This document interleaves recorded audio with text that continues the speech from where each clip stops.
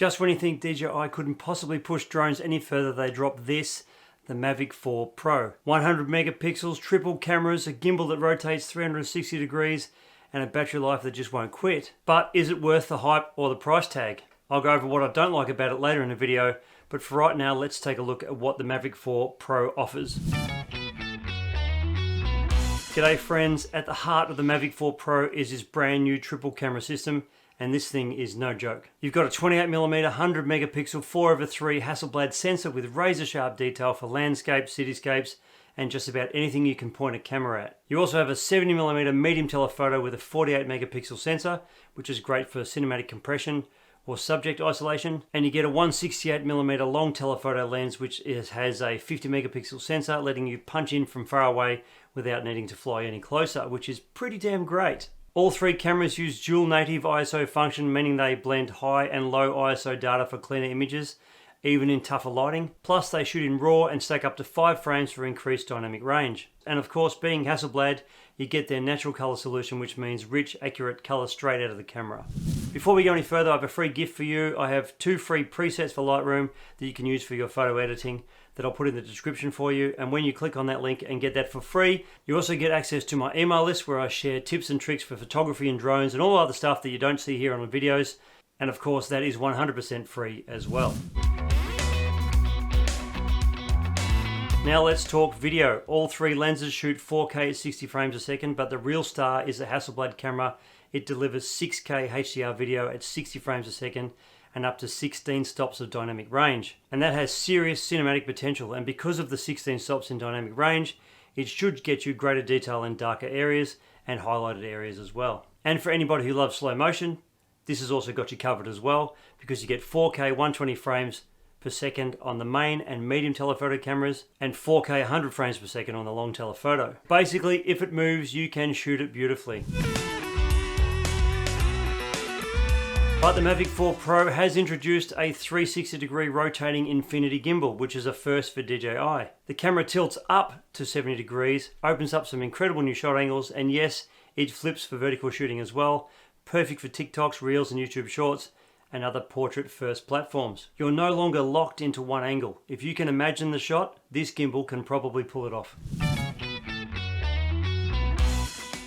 Battery-wise, this thing is a tank.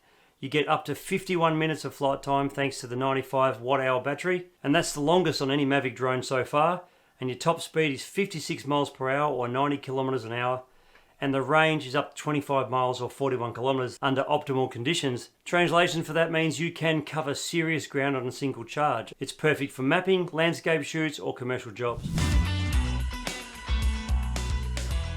If you go for the creator combo, you'll get the DJI's upgraded RC Pro 2 controller featuring a 7-inch tilting screen that makes it easier to view in direct sunlight. It swivels up for comfort and reduces glare, something you'll probably appreciate when shooting outdoors all day.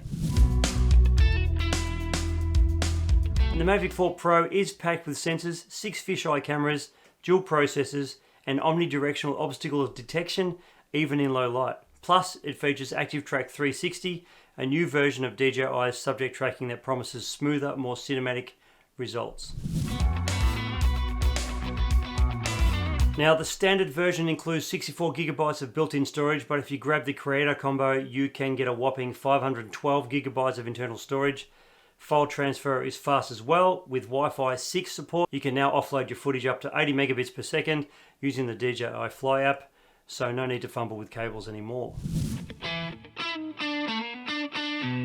Here's how the pricing shakes out in the US. DJI Mavic 4 Pro with DJI RC2 controller is $29.99 US, including the drone, 64 gigabytes of storage, 1 battery, and an RC2 controller. The Fly More combo is $38.99. It adds 2 extra batteries, a charging hub, shoulder bag, and a 100-watt power adapter. And the Creator combo is $5,099 and includes 512 gigabytes in storage, the upgraded RC Pro 2 controller, 240-watt charger, data cables, and a larger travel bag. All this is lovely and wonderful, but let's talk about what didn't land for me. First, the price. There's no way around it. $29.99 to over $5,000 is a lot of money, but the reason is that the drone isn't aimed at beginners. It's a professional tool with professional price tag. Second is the bag. DJI included a new bag in the Creator combo, but it's honestly, would you believe it, way too big.